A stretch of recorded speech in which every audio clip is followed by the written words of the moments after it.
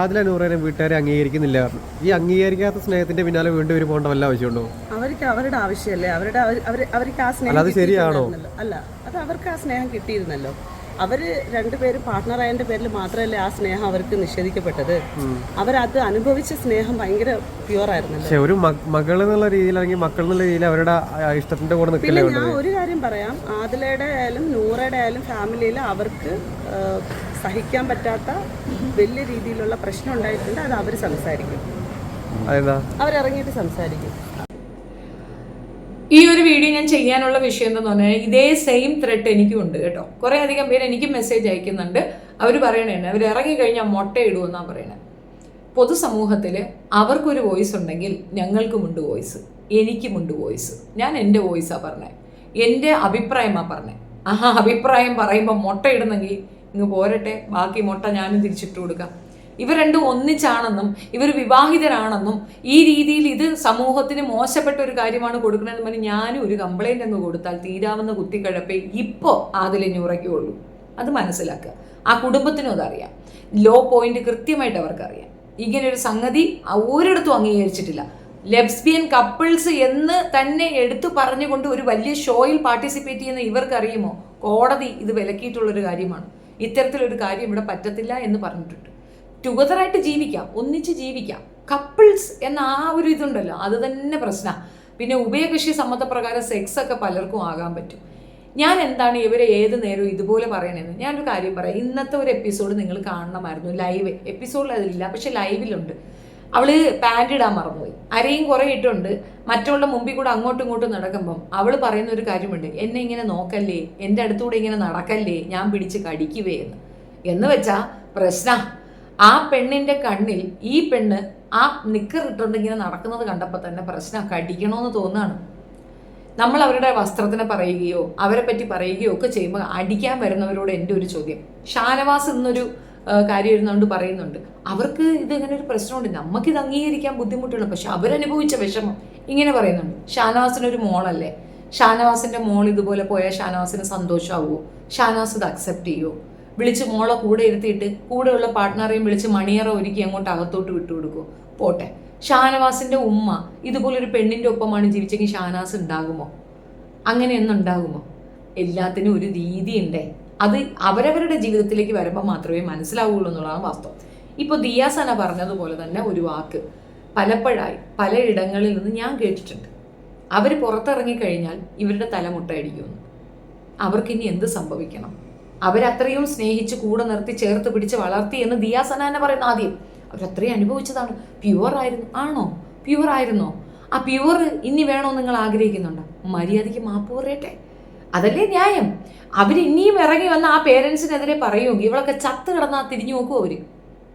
അതെന്താടേ, അപ്പുറത്തെ സൈഡ് മാത്രം എല്ലാം അനുഭവിക്കുകയും എല്ലാം ക്ഷമിക്കുകയും അക്സെപ്റ്റ് ചെയ്യുകയും ചെയ്യണമെന്ന് പറയുന്നത് എങ്ങനെയാണ്? നീ ജനിച്ചപ്പോഴേ ഇത്രയുണ്ടോ? നിന്നെ ആര് വളർത്തി? നിനക്ക് എങ്ങനെ നടക്കാൻ പഠിച്ചു? നീ എങ്ങനെ ആഹാരം കഴിക്കാൻ പഠിച്ചു? നീ എങ്ങനെ ഇത്ര വളർന്നു? നീ എങ്ങനെ ഇത്രയും പഠിത്തം എടുത്തു? ഇവിടുന്ന് പോകുന്ന മിക്കവാറും ആളുകളെ എക്സ് മുസ്ലിം ആകുമ്പോൾ ആദ്യം പറയുന്ന മാതാപിതാക്കളെയാണ്. എന്നിട്ട് നല്ല ഉദ്യോഗത്തിൽ കയറി ഇരിക്കുന്നേ കാണാം. നിനക്ക് ഈ ഉദ്യോഗം കിട്ടാനുള്ള എഡ്യൂക്കേഷൻ ആര് തന്നു? ഈ മുസ്ലിംസ് തന്നെയല്ലേ, ഈ കമ്മ്യൂണിറ്റിയിലുള്ളവർ തന്നെയല്ലേ? പിന്നെ അവർ പർദ്ദ ഇട്ടുകൊണ്ട് നടക്കാനും മുഖം മൂടി മറച്ച് നടക്കാനും പറഞ്ഞതിൻ്റെ അർത്ഥം ഇന്നത്തെ ലൈവ് സെക്ഷൻ കണ്ടാൽ മനസ്സിലാകും. ആദില എന്ന് പറയുന്ന സ്ത്രീരത്നത്തിന് പാൻറ്റിടാൻ മറന്നുപോയ നൂറ കിടന്ന് കറങ്ങണ കണ്ടപ്പോൾ എന്തിനാ തോന്നിയെന്ന്, കടിക്കണമെന്ന് തോന്നിയെന്ന്. അപ്പൊ പിന്നെ അതിനകത്തുള്ള ആണുങ്ങളെ പറഞ്ഞിട്ട് കാര്യമുണ്ട്. ആ സ്ത്രീരത്നത്തിനെ ഈ സ്ത്രീയെ കാണുമ്പോൾ കടിക്കണം എന്ന് തോന്നി ഒരുതരം പ്രത്യേക സ്ഥലത്ത് കടി വന്നിട്ടുണ്ടെങ്കിൽ അതിനകത്തുള്ള ആണുങ്ങൾക്ക് വല്ലതും തോന്നില്ല, നമ്മൾ വല്ലതും പറയാൻ പറ്റും. ഈ പഴമക്കാരും കുറച്ച് ഏജ്ഡായവരും ഇരുന്നുകൊണ്ട് പറയും ആണുങ്ങളുടെ കണ്ണിനാണ് കുഴപ്പം എന്ന്. ശരിയാണ്, ഞാനും അത് സമ്മതിക്കുന്ന ഒരു വ്യക്തിയാണ്. ഹിജാബ് നിർബന്ധമാക്കപ്പെട്ടിരിക്കുന്ന ആണിന്റെ കണ്ണുകൾക്കാണ്. പക്ഷേ ഇതുപോലെ തോന്നിവാസം കാണിച്ചുകൊണ്ട് നടന്നു കഴിഞ്ഞാൽ ചിലയിടങ്ങളിൽ നിന്ന് ചില നരാധവന്മാരുടെ കണ്ണുകൾ വന്ന് വീഴാൻ ചാൻസ് ഉണ്ട്. Prevention is better than cure എന്ന് കേട്ടിട്ടില്ലേ? അതാണ് നമ്മളെ നടപ്പ് രീതികളിൽ മര്യാദയുണ്ടെങ്കിൽ മറ്റുള്ളവർ നമ്മളെ ആ രീതിയിൽ ആക്രമിക്കത്തില്ല. നമ്മൾ എന്തിനും പോകുന്നവരാണെന്ന് തോന്നില്ല. പർദ്ദ ഇട്ടുകൊണ്ട് പോകുന്ന ഒരു പെണ്ണിനെ നോക്കി ആരും ചെന്നും ടച്ച് ചെയ്യാൻ പോലും പേടിക്കും. കാരണം അത് അത്രത്തോളം ഇൻസെക്യൂരിറ്റി ഫീൽ ചെയ്യുന്ന ഒരാളാണ്. കാരണം അവർ ദേഹത്ത് തൊട്ട് കഴിഞ്ഞാൽ അവർക്ക് പ്രശ്നമാവും. അവർ അത്രത്തോളം അങ്ങനെ സെൻസിറ്റീവ് ആളാണ്. അതുകൊണ്ടാണ് അവർ ആ ഡ്രസ്സൊക്കെ ഇട്ടത് മറച്ചുകൊണ്ടൊക്കെ നടക്കുന്നത്. ആണ് അങ്ങനെയുള്ള ഒരാളെ തൊടാൻ ഇത്തിരി ബുദ്ധിമുട്ടാണ്. അല്പം സെക്സി ആയിട്ട് വസ്ത്രം ധരിച്ചുകൊണ്ടിരുന്ന അവൾ എന്തിനും വില്ലിങ് ആവും എന്നൊരു തോന്നൽ ആ അടുത്തിരിക്കുന്ന മന്ദബുദ്ധിക്ക് ഉണ്ടാകും. സവാദഗിരിഗിരി അവളെ ഉപയോഗിച്ചതിന് ശേഷം അവൾ പബ്ലിക്കിൽ പറഞ്ഞ എന്താണ്, അവൻ എന്താണ് പബ്ലിക്കിൽ പറഞ്ഞത്, അവളുടെ ഡ്രസ് കോഡാണ് പ്രശ്നം. അതങ്ങനെ പറയുന്ന ഒരു വിഭാഗം നമുക്കിടയിൽ ഉള്ളിടത്തോളം നമ്മൾ ചിലയിടങ്ങളിൽ മിതത്വം പാലിക്കണം. നൂറ എന്താ പാൻറ് ഇടാൻ മറന്നുപോയി എന്നറിയാമോ? നൂറയ്ക്ക് ഇന്നത്തെ ദിവസം മറ്റ് ഫാമിലി വരുന്നെന്നും ഉമ്മായും പാപ്പായും വായും കീറി നോക്കിക്കൊണ്ടിരിക്കുമെന്നും ഉമ്മാക്കും പാപ്പാക്കും ഏറ്റവും ദേഷ്യമുള്ളത് ശരീരഭാഗങ്ങൾ പ്രദർശിപ്പിക്കുന്നതാണെന്നും തിരിച്ചറിഞ്ഞുകൊണ്ടാണ്. അതുകൊണ്ട് ഉമ്മായും പാപ്പായും പ്രവോക്ക് ചെയ്യാൻ മോള് ചെയ്ത വേലയാണ്. ഞാൻ പലപ്പോഴും പറയണ ആദിലെ വിഷമാണെന്നെങ്കിലും ഇതിന് വല്ലാത്ത ക്രിമിയടിയാണ്. അത് ചെയ്യുന്ന ചെയ്യത്തിൻ്റെ ഡെപ്ത് അതിന് മനസ്സിലാവുന്നില്ല. പിന്നെ ഒരു മൂലയിൽ പോയിരുന്നുകൊണ്ട് പറയും, നമുക്ക് ആരും ഇല്ലല്ലേനു, നമ്മളെ നോക്കാൻ ആരും വരുന്നില്ലല്ലേനു, നമുക്ക് ആരും ഇല്ല അല്ലേനു എന്നിരുന്നുകൊണ്ട് പറയുന്ന അയക്കാം. നിന്റെ കയ്യിരിപ്പ് ശരിയാണെങ്കിൽ നിനക്ക് എല്ലാവരും ഉണ്ടാവും. ആരും നിന്നെ നീക്കി നിർത്തത്തില്ല. പറയുന്ന മുഴുക്ക നുണകളാണ്, നുണ പ്രചരണം മാത്രമാണ്. നീ ഇതിൻ്റെ കൂടെ വേറൊരു കഥ പറയുന്നുണ്ട്. വേറൊരു ടീം വന്നിട്ട് പറയുന്നുണ്ട് അവരുടെ കുടുംബം ആ കുടുംബവുമായിട്ട് വലിയ ടച്ചില്ല, അതുകൊണ്ടാണ്. സ്വന്തം വീട്ടിൽ എത്രയോ കാലത്തിന് ശേഷം പിറന്നൊരു മകള് മറ്റൊരു തോന്നിവാസിയുടെ മയക്കുമരുന്നും ഭ്രാന്തും കൊണ്ട് ഇറങ്ങിപ്പോയിട്ടുണ്ടെങ്കിൽ ആ ഉമ്മാക്കും വാപ്പാക്കും ഉണ്ടാകുന്ന വിഷമത്തിൻ്റെ 1% നിങ്ങളൊന്ന് ചിന്തിക്കുകയെങ്കിലും ചെയ്താൽ നിങ്ങൾക്ക് ഈ കമൻറ്റ് പറയാൻ തോന്നും. എന്തൊരു അസൂയുണ്ടോ? ഒരാൾ നന്നായി കിടക്കണതും അയാൾക്ക് എന്തെങ്കിലും ബുദ്ധിമുട്ട് വരുമ്പോൾ ചിരിക്കുന്നതും ഒരു പ്രത്യേകതരം കഴപ്പാണ്. ആ കഴപ്പിന് ഒരു മറുപടിയില്ല എന്നുള്ളതാണ് വസ്തുത. ഇന്നത്തെ എപ്പിസോഡ് നിങ്ങൾ ശരിക്കും കാണേണ്ടിയിരുന്നത് ലൈവ് സെഷനിൽ നിന്നെല്ലാം കട്ട് ചെയ്ത് കാണും. ലൈവായിരുന്നു കാണേണ്ടിയിരുന്നത്. ലൈവിൽ കൂടുതലും പിള്ളേരുടെ വായിന്ന് വീഴുന്നത് വേണം കേൾക്കാൻ. എന്തിന് ബിഗ് ബോസിനെ പ്രപ്പോസ് ചെയ്യുന്നുണ്ട് രണ്ടും കൂടി ഇരുന്നിട്ട്, തമാശയായിരിക്കാം. അതിൻ്റെ കൂടെ വന്നിട്ട് ബെന്നി പറയണം ഞാൻ പ്രപ്പോസ് ചെയ്യില്ല, എനിക്ക് എൻ്റെ ആവശ്യമില്ല. ജിസേൽ പറയുന്നുണ്ട്. ജിസേൽ ഇന്ന് വേറൊരു ന്യായീകരണം പറയുന്നുണ്ട്. എൻ്റെ ഡ്രസ് കോഡ് ആദ്യം ഷാനവാസിന് കംപ്ലൈൻ്റ് ആയിരുന്നു, പക്ഷെ ഇപ്പം ഷാനവാസ് അതിനകത്ത് യൂസ്ഡായി. അങ്ങനെയാണ്. ഞാൻ അവനെ പറഞ്ഞ് മനസ്സിലാക്കത്തില്ല. ഞാൻ എൻ്റെ രീതിയിൽ അങ്ങ് ജീവിക്കും. ഞാനൊരു കുലസ്ത്രീയായിട്ട് നടക്കത്തില്ല. എടീ മൂദേവി, അവൻ ഇങ്ങനെ കണക്കാക്കിയെന്നല്ല, അവൻ പറയേണ്ട ഭാഗം അവൻ പറഞ്ഞു. സ്ഥിരം നിന്റെ ഡ്രസ്സും നോക്കിക്കൊണ്ടിരിക്കാൻ നീ അവൻ്റെ ഭാര്യയോ പെങ്ങളോ അമ്മയോ ഒന്നുമല്ല, സഹോദരിയോ ഒന്നുമല്ല. നീ വെറും ഒരു കോൾ ഗേളായി അവൻ്റെ മനസ്സിലേക്ക് കൺസെപ്റ്റായി, അല്ലെങ്കിൽ ആ കാണുന്ന നാട്ടുകാർക്ക് അങ്ങനെ മനസ്സിലായി. കോൾ ഗേൾ ആയിട്ടാണ് അവർക്ക് ഫീൽ ചെയ്തത്. മറ്റൊരു പുരുഷൻ്റെ ബെഡിലേക്ക് കയറി പുതപ്പിനടിയിൽ ചുരുണ്ടുകൂടി 75 ക്യാമറകൾക്കിടയിൽ കിടന്ന് അവനെ ഉമ്മ വയ്ക്കുന്ന നിന്നെ കുലസ്ത്രീയായിട്ട് പരിഗണിക്കാനും മാത്രം വട്ടില്ല. ഒരു നന്മ അവശേഷിക്കുന്നതുകൊണ്ടാണ് അവർ പറഞ്ഞത് ആ വസ്ത്രധാരണ പ്രശ്നമാണ്. അത് ഇത്രയും വലിയൊരു ഷോയിൽ അത് പ്രശ്നമാണ്. സ്ത്രീകൾ കാണുന്നതാണ്. ആ ഷോയ്ക്ക് അത് ബാധിക്കും. കാരണം നിന്നെ പോലെ എന്തിനും പോകുന്ന ഒരുമ്പെട്ടവരല്ല ആ ഷോ കാണുന്നത്. അത് 1% മാത്രം. ഇൻസ്റ്റയിലുള്ള കുറേ വായി നോക്കികൾ കാണുമായിരിക്കും. ആ ലെവലിലുള്ളവരാണ് ഇപ്പോഴത്തെ ന്യൂജൻ ഭ്രാന്തത്തികൾ കാണുമായിരിക്കും. നമ്മുടെ ഒരു യങ് ജനറേഷനിൽ, ഞങ്ങളുടെ ഒരു യങ് സ്റ്റേജിലൊക്കെ നമ്മളും ചിന്തിച്ചിരുന്നു ഫ്രീഡം എന്നാൽ ഷാളിടാതെ നടക്കുക, കണ്ടണക്ക് നടക്കുക. ഇതൊക്കെ നമ്മുടെയും തോന്നലുകളായിരുന്നു. ഇപ്പോൾ ഷാളിട്ട് ഒതുങ്ങി കെട്ടി നടക്കണ എന്തിനാ? ചൂടല്ലേ, ബുദ്ധിമുട്ടല്ലേ? ഇതൊക്കെ നമുക്കും തോന്നുമായിരുന്നു. ഇപ്പോഴും ആ സ്വാതന്ത്ര്യം നമുക്കുണ്ട്. അത് നീ ആരുടെ അടുത്തൊന്നും എടുക്കേണ്ട കാര്യമൊന്നുമില്ല. പക്ഷേ ഇത്തരത്തിൽ വൾഗർ ഡ്രസ്സ് ധരിക്കണമെന്ന് ഞങ്ങളുടെ ജനറേഷൻ ഇതുവരെയും തോന്നിയിട്ടില്ല, ഇനി തോന്നാനും പോകുന്നില്ല. നിങ്ങൾക്ക് എന്താണ്? ഇതാണ് സ്വാതന്ത്ര്യം. ഇതാണ് ഞാൻ പറഞ്ഞത്. എന്താണ് സ്വാതന്ത്ര്യം എന്ന് ഇവരെ സ്കൂൾ തലങ്ങളിലേ പഠിപ്പിക്കണം. സ്വാതന്ത്ര്യം എന്നാൽ നിലപാടിൽ ഉറച്ചു നിൽക്കാൻ കഴിയുന്നതിനെ സ്വാതന്ത്ര്യം എന്ന് പറയും. വ്യക്തമായ നിലപാട് പറയാൻ കഴിയണം. സ്വതന്ത്രമായി തൻ്റെ ജീവിതത്തിലും അല്ലാതെയും ഒക്കെ തന്നെ തീരുമാനങ്ങൾ എടുക്കാൻ കഴിയണം. ആ തീരുമാനങ്ങൾ ആരെതിർത്താലും നടപ്പിൽ വരുത്താൻ കഴിയണം. സെൽഫ് സെക്യൂരിറ്റി ആയിട്ടുള്ള സ്വയം പര്യാപ്തത, അതായത് സ്വന്തമായ ഒരു വരുമാനം ഉണ്ടാകണം. ഇതിനെയൊക്കെയാണ് സ്വാതന്ത്ര്യം എന്ന് പറയുന്നത്.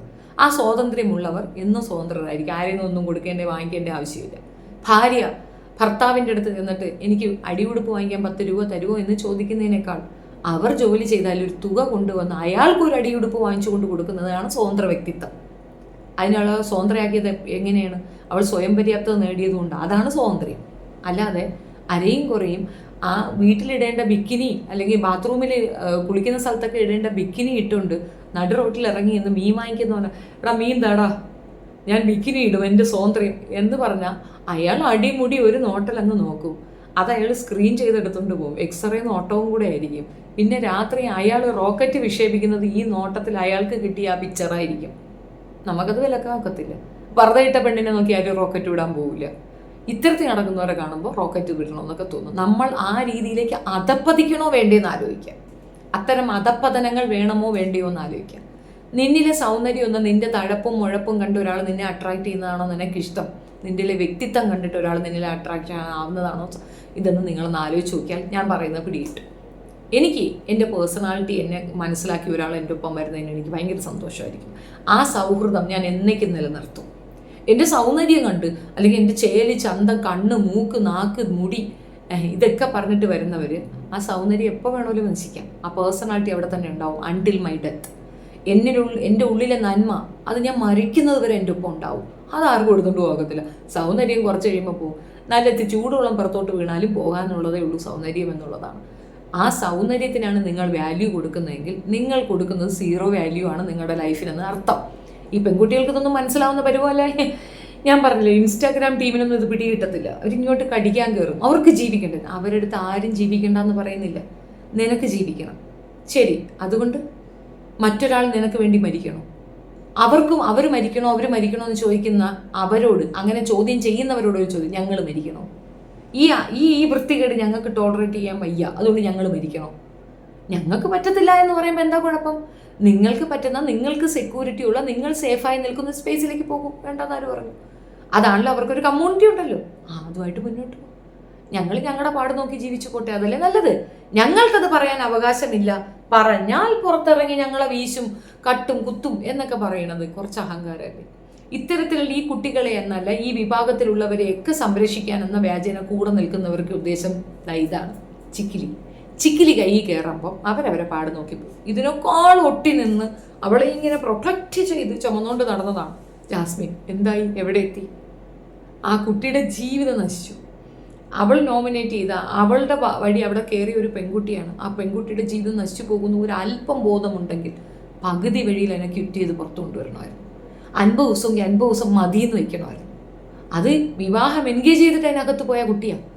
അത് അതിനകത്ത് കിടന്ന് സ്പെല്ലിംഗ് മിസ്റ്റേക്ക് കാണിക്കുന്നുണ്ടെങ്കിൽ പ്രായത്തിൻ്റെ കുഴപ്പമാണ്, അപക്വമായ തീരുമാനമാണ്, അത് തിരുത്തണം എന്ന് തോന്നി അതിനെ പുറത്തു കൊണ്ടുവരണമായിരുന്നു. പകരം വെല്ലും ബ്രേക്കും ഇല്ലാതെ അവളെ കവറപ്പ് ചെയ്തുകൊണ്ട് നിന്നു. അക്ബർ ആദിലയുടെ അടുത്ത് കളിയാക്കി ഒരു ചോദ്യം ചോദിച്ചാൽ എല്ലാവരും ഫീലിങ്സോട് കൂടി പറയണം. നൂറയുടെ അടുത്ത് ആ ചോദ്യം ചോദിച്ചില്ലല്ലോ, ആദിലയുടെ അടുത്തല്ലേ ചോദിച്ചോളൂ. എന്തുകൊണ്ട് ചോദിച്ചു? നൂറയ്ക്കേ ഫാമിലി ഉള്ളൂ, ആദിലേക്ക് അതില്ല. അതുകൊണ്ടാണ് എല്ലാവരും ചോദിക്കുന്ന ഒരു ചോദ്യമാണ്, നിങ്ങളെന്താ അങ്ങനെ പറയണേ? നൂറയ്ക്ക് സപ്പോർട്ട്. ഞാൻ നൂറയ്ക്ക് സപ്പോർട്ടൊന്നുമല്ല പറയുന്നത്, ആദിലേക്ക് സപ്പോർട്ടല്ല പറയുന്നത്. ആദില പണ്ടേ തൻ്റെ ഇടത്തോടും കൂടി കുടുംബത്തിനെ എത്തി ഉതച്ചിറങ്ങിപ്പോയ നാറിയാ. അവൾക്ക് ഇങ്ങനെ കിട്ടിയോ അതേ ലെവലിലേക്ക് മറ്റേ കുട്ടി വരണമെന്ന് പറഞ്ഞാൽ എൻ്റെ കുടുംബത്തിനെയും ചവിട്ടി തെളിക്കാൻ വേണ്ടി അവൾ കേസ് കൊടുത്താണ് അതിനെ കൊണ്ടുവന്നത്. അതുകൊണ്ടാണ് ആ കാര്യം പറയണത്. നൂറയ്ക്ക് ആ വട്ടില്ല, അവൾക്ക് ആ കുടുംബം വിട്ടു വരാൻ താല്പര്യമില്ല. ഇപ്പോഴും അവളുടെ ഉള്ളിൽ അത്രയും നെഞ്ചിൽ ആ നെരിപ്പോടാണ് ആ കുട്ടികളും അവളുടെ ഉമ്മായും ഒക്കെ. ആ കുട്ടിക്ക് അതുണ്ട്, അത് നമുക്ക് കണ്ടറിയാലോ. പക്ഷേ നിങ്ങളിത് അംഗീകരിച്ചിട്ടില്ല. ദിയാസനയെ പോലുള്ള വൻ മലരുകൾ അങ്ങനെ കാത്തു നിൽക്കുകയാണ്, കഴുകന്മാരെ പോലെ കൊണ്ടുപോയി കുത്തിപ്പറിച്ചു. അവസാനം ചണ്ടിയാകുമ്പോൾ അവൾ തിരിച്ചറിയോളൂ, തിരിച്ചു വരുമെന്ന് എനിക്കറിയാം. അത്രയേ ഉള്ളൂ. ഇതല്ല എന്ന് സ്ഥാപിക്കാനായിട്ട് ഇല്ലാ നുണയും വല്ലാ നുണയും ഒക്കെ പറഞ്ഞാൽ അപ്പുറത്തുള്ളവരെ കൊണ്ടുവന്ന് വർത്തമാനം പറയുന്ന പറയാൻ എന്നെ ഉറച്ചിരിക്കുന്നു. ഞാൻ ആ നാട് മുഴുക കറങ്ങും, എനിക്കറിയാതെ എവിടെയാണ് സ്ഥലമെന്ന്. കൃത്യമായിട്ട് മഹലുൾപ്പെടെ ആളുകളുടെ വോയിസ് കൊണ്ടുവന്ന് ഇടും. നീയൊക്കെ എത്ര നുണ പറയുന്നു അതിൻ്റെ 10 മടങ്ങ് സത്യങ്ങൾ കൊണ്ട് ഞാൻ വയ്ക്കും. ഇനി നാട്ടുകാരെ നിങ്ങൾ പറ്റിക്കൂല. ഒരു മനുഷ്യന് നിങ്ങൾ ഒന്നും ചെയ്തിട്ടില്ല. ചതിക്കപ്പെട്ടത് നൂറയുടെ വീട്ടുകാരാണ്. അവരവിടെ സ്വസ്ഥമായി നിന്ന് അവരെ കൊണ്ടുവരും, നമുക്ക് സംസാരിക്കാം എന്ന് പറഞ്ഞുകൊണ്ട് പോലീസ് വിളിച്ചു കൊണ്ടുവന്നിട്ട് പറ്റിച്ച ആ കുട്ടിയുടെ കയ്യിലേക്ക് ഏൽപ്പിച്ചു കൊടുത്തു. ആരിഫ് ഹുസൈൻ എന്ന് പറയുന്ന 2 കെട്ട പലതന്തയ്ക്കുണ്ടായവൻ അത് ഓക്കെ പറഞ്ഞു. എല്ലാവർക്കും അത് സന്തോഷമാണ്. പക്ഷെ എതിർത്തത് ലക്ഷ്മി പോലുള്ള ഒരാളാണെന്നുള്ളത് തന്നെയാണ് കാലത്തിന് കൊടുക്കാൻ പറ്റുന്ന ഏറ്റവും നല്ല മാറ്റം. നിങ്ങൾ പ്രതീക്ഷിച്ചതിനടുത്ത് കിട്ടിയില്ല. ഒരു കമ്മ്യൂണിറ്റി അവഹേളിക്കാൻ, അപമാനിക്കാൻ ഈ കുട്ടികളെ ഉപയോഗിക്കാമെന്ന് തെറ്റിദ്ധരിച്ചവർക്ക് നെറ്റിയടി കൊടുത്തത് അപ്പുറത്ത് നിന്ന അതേ വിഭാഗത്തിലുള്ള ആൾക്കാർ. ഏത്? നിങ്ങൾ സംഘികളെന്ന് കാറ്റഗറൈസ് ചെയ്യാൻ ചാൻസ് ഉള്ള മനുഷ്യർ. കുലസ്ത്രീകളെന്ന് പറയുമ്പോൾ ഏകദേശം സംഘികളാണെന്നാണല്ലോ പറയുക. അത്യാവശ്യം ദൈവവിശ്വാസമൊക്കെ ഉള്ളവരെ സംഘികളെന്നങ്ങ് അടിച്ചേൽപ്പിക്കുന്ന ഒരു പരിപാടിയുണ്ട്. ആ കാറ്റഗറി ഉള്ളവരാണ് അവരെ എതിർത്തത്. സത്യം തുറന്നു പറയാമല്ലോ, അവിടെ ഒരു മനുഷ്യർ പോലും ഈ കുട്ടികളെ അംഗീകരിക്കുന്നവരില്ല. ഒക്കെ അഭിനയിക്കുകയാണ്. അനീഷ് പറഞ്ഞില്ലേ, അക്ബർ എന്ന് പറഞ്ഞിട്ടുണ്ട്. അനുമോൾക്ക് ആ കാര്യത്തിനെ പറ്റി സംസാരിക്കാൻ താല്പര്യമില്ല. കാരണം അനുമോൾക്ക് ഡിഫറെൻ്റ് ഒപ്പീനിയനാണ്. പിന്നെ ആരാ? ഒനിലിൻ്റെ അമ്മയാ. ഒനിലിൻ്റെ അമ്മയ്ക്ക് മകൻ അങ്ങനെ ആവുന്നവന് ഫെയിൻറ്റഡ് ആയെന്നാണ് പറയണത്. ബോധം കെട്ട് വീണത്. പിന്നെ ബോധം കെടൂലേ? ഈ തൊണ്ണാനെ ഏതെങ്കിലും ഒരുത്തം കെട്ടിക്കൊണ്ട് പോകും, ആരെങ്കിലും കൊണ്ടുപോകും, എന്തെങ്കിലും ചെയ്യൂ. അവൻ അവളുടെ വയറ്റിൽ പിടിച്ചത് തെറ്റ്. ഇൻസ്റ്റെഡ് അവന്റെ സ്ഥാനത്ത് എൻ്റെ മകനാണെങ്കിലും ഞാൻ ഇതേ പറയുള്ളൂ. വീഴാൻ പോകുന്ന അവൻ ചാടി പിടിച്ചത് അവളുടെ വയറ്റിലെങ്കിൽ അത് തെറ്റ്. അത് ആ കുട്ടിക്ക് മോശമായി തോന്നിയെങ്കിൽ അത് തെറ്റ്.